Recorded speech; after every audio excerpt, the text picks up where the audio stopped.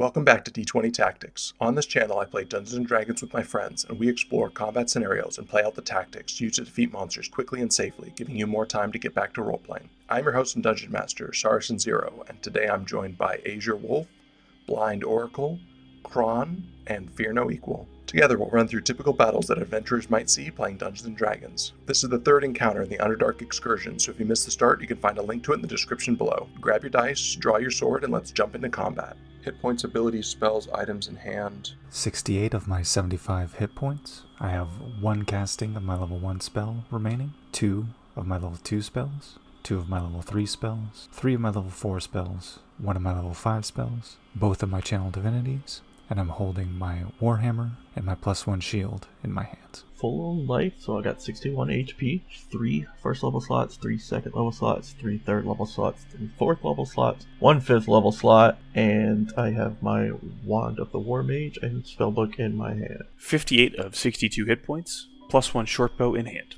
89 out of 90 hit points, +1 Great Axe in hand. I still have Second Wind, Action Surge, and Indomitable all available. Monsters, abilities, items, and numbers. So this encounter is between you, a brain sucker, the brain sucker's 4 brain dogs, and a bunch of deep gnomes. What are brain suckers? Well, brain suckers have tentacles coming out of their face, and I think everyone assumes or agrees that they were inspired by the Cthulhu monster, dimensional horrors from beyond the stars, and they suck brains out of your head. The brain sucker has tentacles, it can extract your brain, it can blast your brain, and it's wearing a breastplate, which I think is always really cool. The intellect, nope. The brain dogs are going to try to drain your intelligence and then take over your bodies. They're horrible that way, essentially like how I'm going to TPK this group. They also have claws. Poor little deep gnomes have already been mentally enslaved by the brain sucker. The deep gnomes are going to fight on its team for this encounter. The deep gnomes have war picks that they can swing. They also have poison darts, and they have some spells that they can cast. They can do blindness, deafness, and blur. They also do disguise self. I don't think it's going to help, nor will non-detection. Terrain and effects. We just have another empty cavern. No difficult terrain, no dangerous terrain, no swimming, climbing, or balancing. A couple of soft corners that you can make your way around. Tactics. What do you guys think for tactics for this fight? Wizard, I would very much like to fill that room with fire. That's the plan, as long as it comes down to initiative. Do you think you'll be able to get to the east side there to shoot it down that tunnel? You're saying to the southwest, to the east, or go to the east? Yeah, so go to the east to shoot the fireball straight down to the south.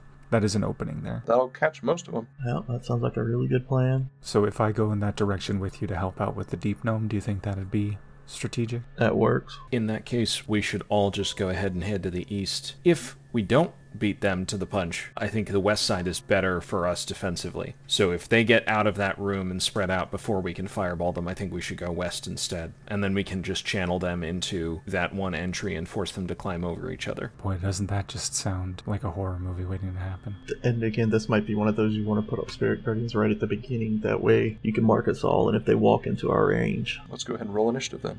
Ooh! Anybody have higher than a 20? 21 for the wizard. Anybody have between a 20 and a 15? Rogue has a 20. 18 for the cleric. I'm going to go before you with my 18. Fighter, what'd you get? 10. Al, what'd you get? A 9. AzureWolf. Think let's stick with the plan. So there? Yep. Fireball. Think it's worth upcasting this one. Level 4, DC 17. That is a 32. Westmost brain dog, dead. Now the westmost brain dog, also dead. Now the westmost brain dog. That one will pass. Instead of, 32, it's going to take 16. And then the easternmost brain dog is going to fail, dead. Brain sucker is going to fail and take 32. That's an action and a movement. You good there? Yeah, that's all I got right now. After that, we're going to go to the BlindOracle. Hide bonus action. Gonna see if we can pick off that dwarf. Please don't shoot the dwarf. Deep gnome, deep gnome. 24. So I believe we have to do this in this order. East 1, southeast 1.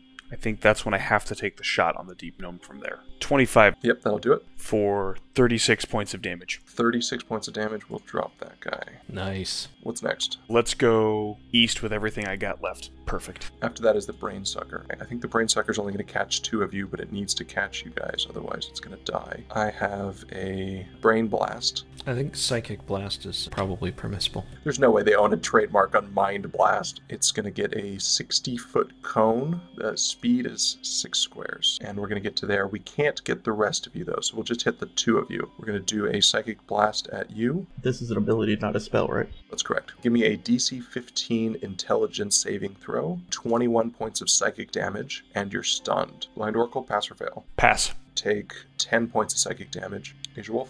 Passing. Another 10 points of psychic damage for you. Brain Dog is going to move 40 feet. Start with the claw. 19 to hit you, Rogue. Yep, that'll hit. Take a cool 8 points of slashing damage from the claws. And then as a separate attack, it's going to do a DC 12 Intelligence save against you. Ah, fail. Sorry about that. Take 5 points of psychic damage and lose 8 intelligence.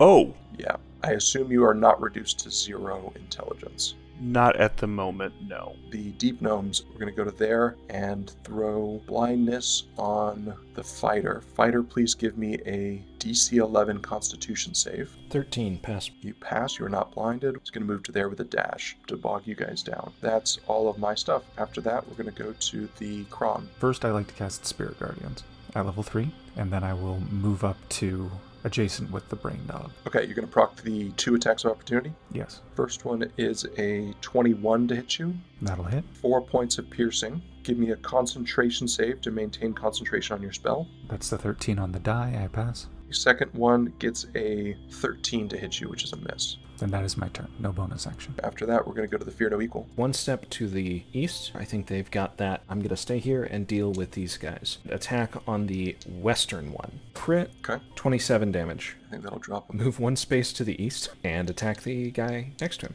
That is a 20 to hit. Hits. 12 damage. After that, we're going to go to the Owl. Let's do a flyby on the Brain Dog. For the... I kind of want to put it on the Cleric, but the Rogue I think is better. And then where's the Owl going after that? Let's tuck him behind the Rogue. After the Owl is the AzureWolf. Can I see what a 10-foot spear would look like in the square southeast of me? That's kind of what I was hoping. Shatter will hit both of them. Con DC 17.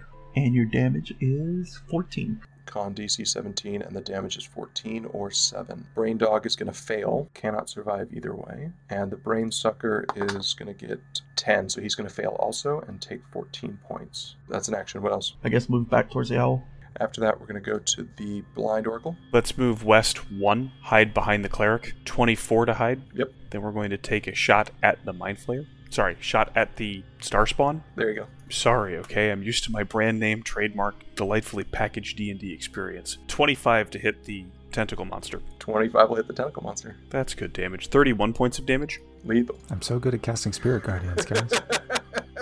Then I'd like to use the remaining movement I have to put myself opposite the Cleric. After the BlindOracle is the Brain Suckers team. This guy is no longer dominated. He freaks out and runs away. There's no reason for him to continue to fight you guys. That procs an opportunity attack if you want it. That'll be a 23 to hit. Come back, XP bag. Yep, 11 damage. that is lethal. You kill him as he runs away. There was probably a Brain Dog in there. You had no way of knowing he was undominated. You're facing the other way. Report hit points. 89 of 90. 35 of 62. 51 of 61. 64 of 75. Any end of encounter actions. Point and left. Okay. At me specifically, No, at the crispy star spawn. sheepishly dispel Spirit Guardians. I'd rather you have it up than not, and we would have got killed. It's a 10-minute cast, so you'll have it for the next encounter. And then I do not do that. Does the Cleric have Lesser Restoration memorized right now? Yes, I can in fact cast Lesser Restoration. I think it has to be regular resto, and I'm not willing to burn a restoration for this.